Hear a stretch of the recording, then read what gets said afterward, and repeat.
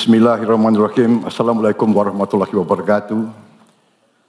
Excellencies, fellow participants at the Shangri-La Dialogue 2024, ladies and gentlemen, distinguished participants, good friends, it is indeed a great honor for me to stand for the third consecutive time in the Shangri-La Dialogue here in Singapore.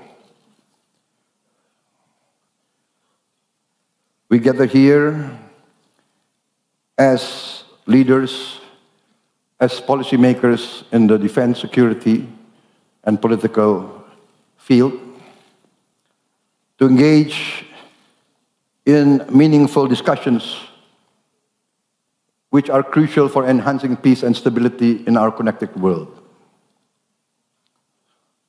Sometimes we feel reluctant to attend these occasions because there is a danger that we do not communicate honestly and do not interact faithfully.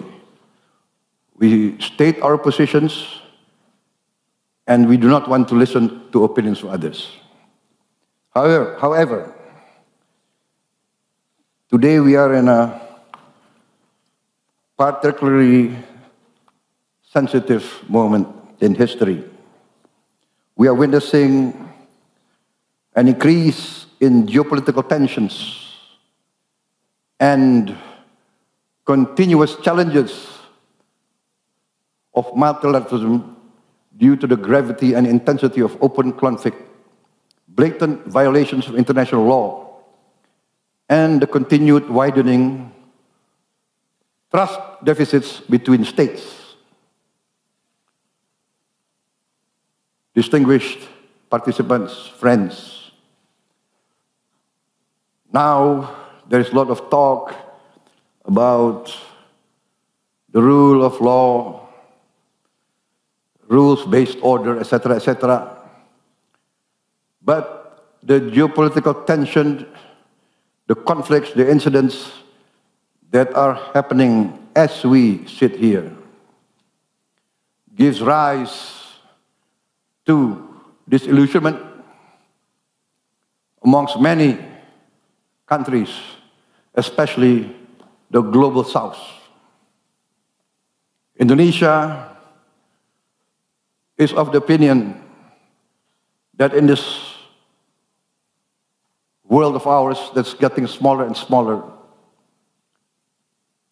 collaboration, cooperation, compromise, respect for the national interests, the core concerns of others are very important in pursuing peace, security, stability, and prosperity.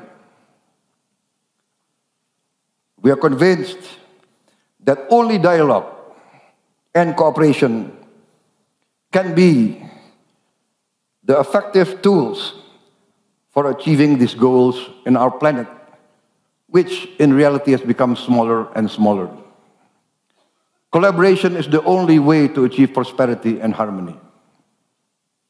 Indonesia is firmly committed to deepening inclusive dialogue, concrete collaboration, as well as upholding international laws, especially respect for the national sovereignty of all states and the territorial integrity as enshrined in the United Nations Charter.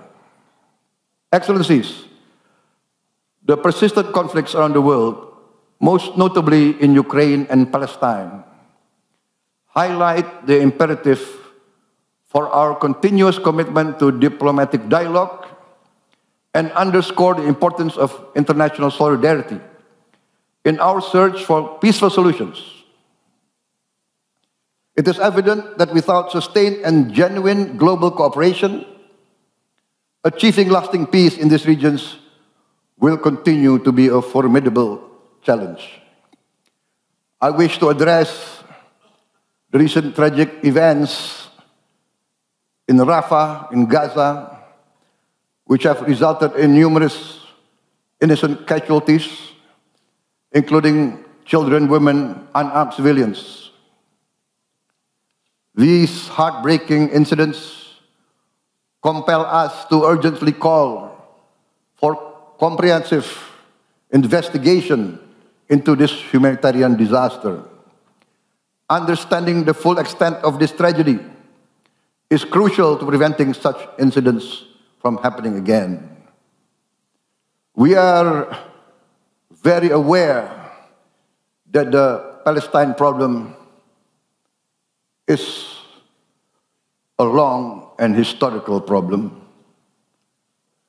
We are cognizant of the fact that both sides have legitimate concerns for their safety, for their right to exist, and for their prosperity. We are also cognizant of the fact that the resolution of this crisis must consist of mutual respect for the rights and the concerns of all parties. There cannot be a single narrative that is legitimate, as is often been repeated. Indonesia calls for a just solution to the problem, and that means the right of not only Israel to exist, but also the right of the Palestinian people to have their own homeland, their own state, living in peace. I would like now to comment on the most recent development in the region. Why this is important for us? Because Indonesia is part of the Islamic world. Although physically we are not of the region, but what happens in the Middle East, what happens in Gaza, affect the concern of the Indonesian people. Regarding the most recent development that we have just noted, that we have just heard, that is the most recent announcement by President Biden of the United States of America on comprehensive proposals for a ceasefire in Gaza. Although we have to further study the details of this proposal put forward and announced by President Biden, we do view this proposal as an important right step in the direction that we have to go. We view this as an important step forward. We are very pleased of news reports that representatives of Hamas has also voiced a positive response to these proposals. I would like also to express today Indonesia's commitment to support a comprehensive and permanent ceasefire as an important step towards a real and lasting solution, towards real peace between Israel and Palestine, and thus real peace in the region.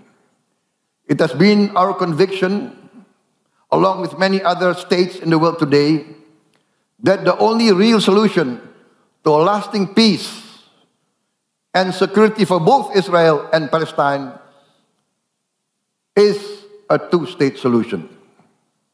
Indonesia supports all efforts and all measures that can fasten the progress towards that final two-state solution. In the meantime, we are prepared to do whatever we can to provide humanitarian assistance, as well as, when needed and when requested by the United Nations, we are prepared to contribute significant peacekeeping forces to maintain and monitor this prospective ceasefire, as well as providing protection and security to all parties and to all sides. We are also prepared to immediately send medical personnel to operate field hospital in Gaza with the consent and agreement of all sides. We are in discussions with our partners to expedite the deployment of this medical personnel. Indonesia also is very willing to evacuate and treat wounded Palestinian civilians and those needing hospital care in Indonesian hospitals. President Joko Widodo has instructed me to announce that we are ready to evacuate, to receive, and to treat with medical care up to 1,000 patients in the immediate future. This positive move towards a comprehensive peace, towards a permanent ceasefire, in the active and effective pursuit of a lasting solution to the Palestinian problem, must be supported by the whole international community. Let us work together towards that goal. In the interest of all sides, we must do our best to achieve a real and lasting solution. 1 year ago, in the last Shangri-La dialogue that I attended, I also proposed an immediate ceasefire, a cessation of hostilities in place in the Ukrainian situation. Since that time, many thousands more lives have been lost on both sides, including many, many innocent civilians. After 1 year, I'm still convinced that my proposal remains logical, relevant, and necessary. Necessary as an intermediate solution to this difficult, dangerous, one might even say potentially disastrous situation in the Ukraine.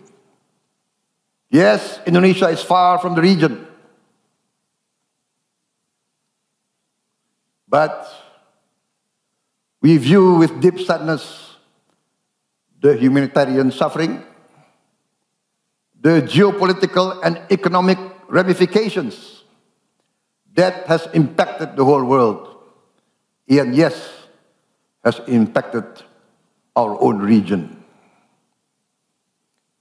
And of course, let us, as citizens of this world, citizens of this smaller planet, never lose sight of the dangers of escalation, the dangers of miscalculation, the danger of not understanding your adversary, of underestimating his legitimate interests. We must always be aware of the danger of escalation and the nightmare of nuclear war. Once again, I would like to reiterate my call for both sides to rise to the challenge of seeking a peaceful compromise in Ukraine for the sake of the people of Ukraine, the people of Russia, the people of Europe, and the people of the whole world. I am convinced that real leaders will always opt for the best solution to protect their peoples. Ladies and gentlemen, in regard to our own region, the Indo-Pacific, especially Southeast Asia, we will always work towards collaboration, compromise, and cooperation. We call for restraint, patience, and caution to prevail amongst all the stakeholders in our region.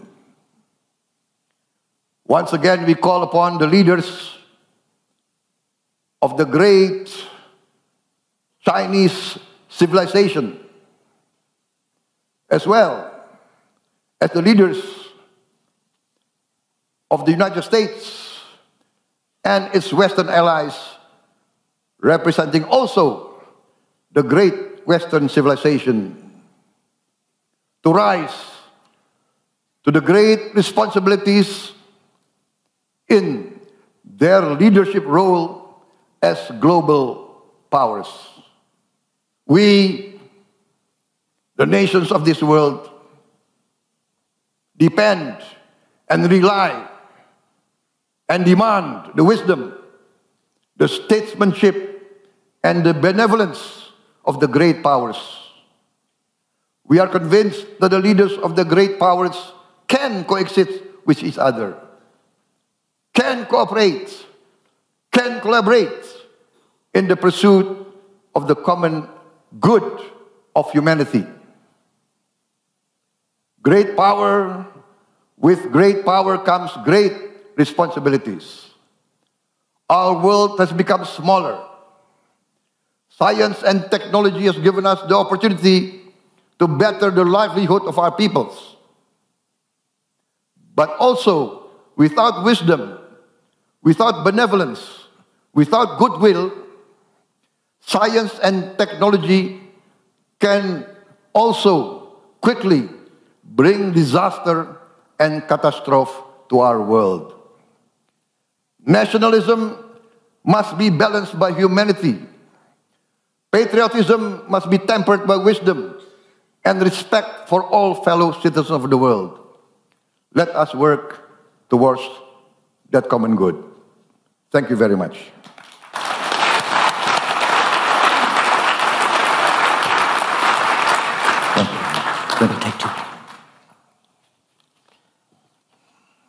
Thank you very much, Mr. President-elect. I might have added that you have such a long wait to become president because you were so successful as to win the elections in the first round. May I ask you the first question, and I might ask a second. The first question on the conflict in Ukraine, following Russia's invasion of Ukraine. President Zelensky is very much looking forward in a few weeks' time to holding a major international peace conference to achieve some of the aims that you outlined in your important remarks just now. Will Indonesia send a high-level delegation to that peace conference? And if so, have you decided who will lead it? Well, sir, I have to remind you that I'm not yet the President of the Republic of Indonesia. And that is the authority of the current President of the Republic of Indonesia. So I think you have to ask that question to him. Thank you very much.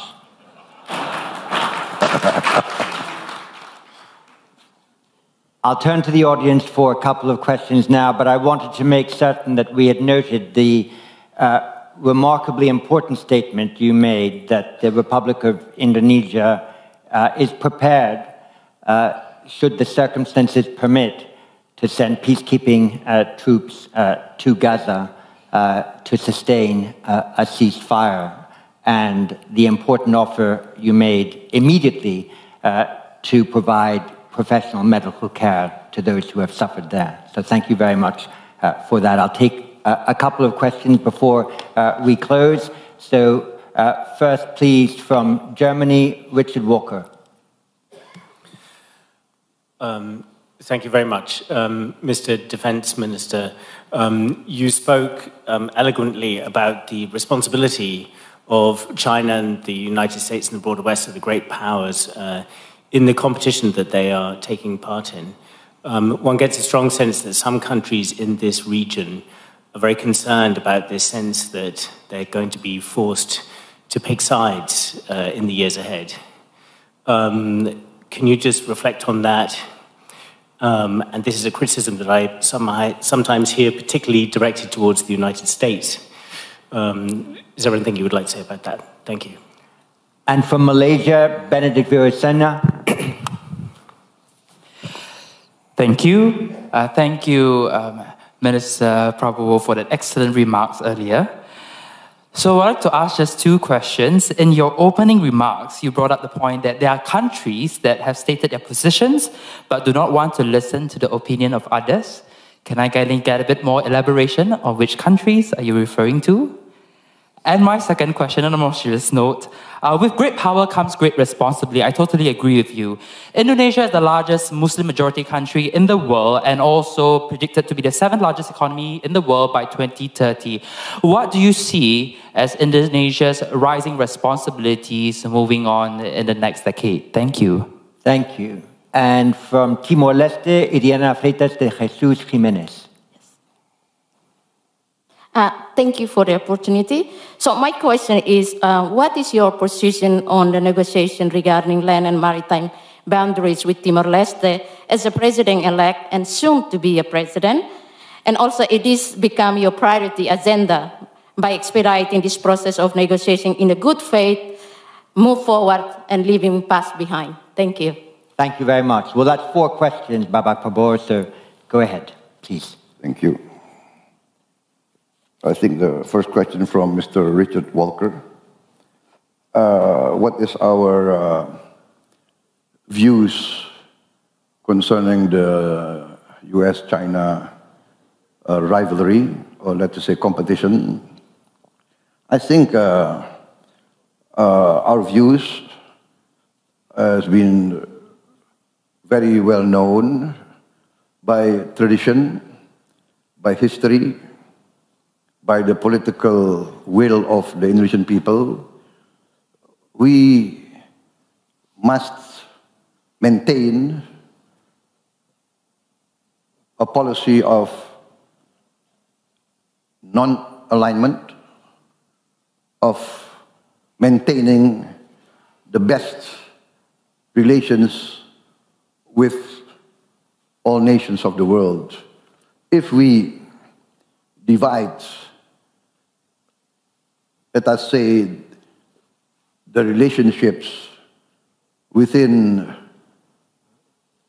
concentric spheres, the Indonesian policy, and one which I will promote, is the maintenance, the fostering, the enhancement of a good neighbor policy with all our neighbors. I've been convinced, personally as an amateur historian, that real security comes through very good relations between our immediate neighbors. This is part of our Asian culture. We must be close, friendly with our immediate neighbors. That's our culture in day-to-day life. Because if our neighbor's house gets burned, who will help us? Will it be our cousin who lives in another city? Will it be our sibling who lives in another village? No, it will be the neighbor next to us. So this approach, along with my amateur study of history, convinces me that the Indonesian tradition of non-alignment, respect for all neighbors, respect for all countries, respect for all religion, all races, all cultures, all the great powers, is the correct way, and this we will maintain. So, regarding the issues between China and United States, we will always promote all efforts to achieve coexistence, to achieve collaboration, to achieve compromise. We must convince all leaders of all these great powers that they must put the common good, the common security, the common wealth of the whole world as top priority. That, I think, is our position, that we believe by engagement, by respect, by communication, by negotiation, we can solve many of these problems. We have had before military conflict with our neighbors. In my lifetime, we had conflicts with Malaysia, with Singapore. But now we are the best of friends.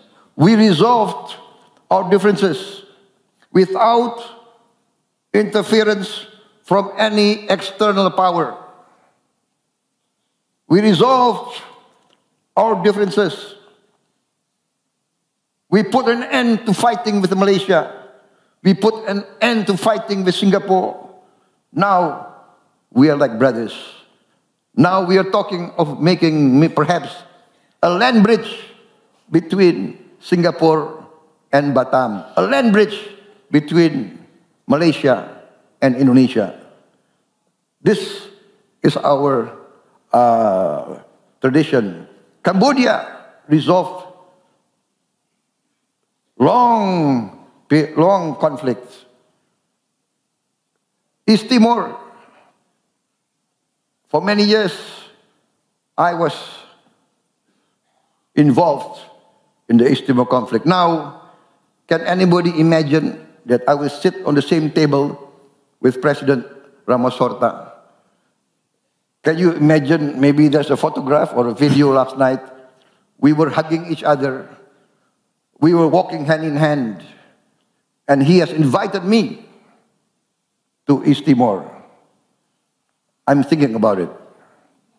Thank you very much indeed, Bapak Prabowo, for that special address, for your answers to questions, for giving us the honor of your presence here. It was vital that we had this address from you this afternoon, and we all thank you for your efforts.